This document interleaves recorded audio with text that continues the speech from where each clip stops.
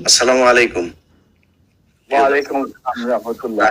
আপনাদেরকে গতকালকে যেমনটি ঘোষণা দিয়েছিলাম, সেই ঘোষণায় আমি কারো নাম বলিনি আজকে কে লাইভে আসবে।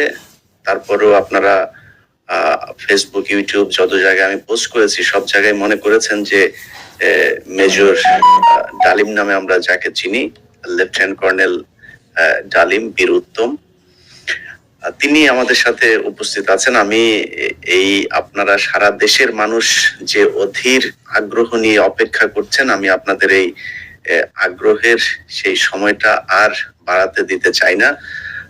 আমাদের এই জাতির সূর্য সন্তান, যিনি আপনারা 2024 সালের স্বাধীনতা দেখেছেন, 1975 সালের যে স্বাধীনতা, সেই স্বাধীনতা এনে দিয়েছিলেন আপনারা যে মানুষটিকে দেখছেন, সেই মানুষটি জনাব মেজর ডালিম। আমি আপনাকে মেজর ডালিম বলেই চিনি, কারণ আপনার জীবনের সবচেয়ে যে পুণ্যের কাজটি করেছিলেন সেটা মেজর ডালিম হিসেবেই করেছিলেন, যে কারণে আপনাকে আমরা মেজর ডালিম হিসেবেই ডাকতে স্বাচ্ছন্দ্য বোধ করি।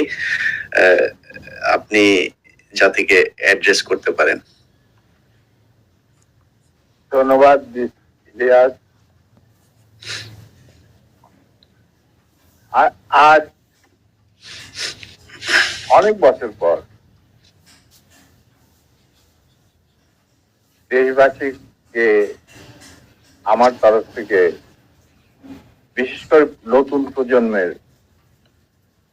ছাত্র জনতা যারা ফ্যাসিবাদ বিরোধী আন্দোলনে আংশিক বিজয় অর্জন করেছেন, তাদেরকে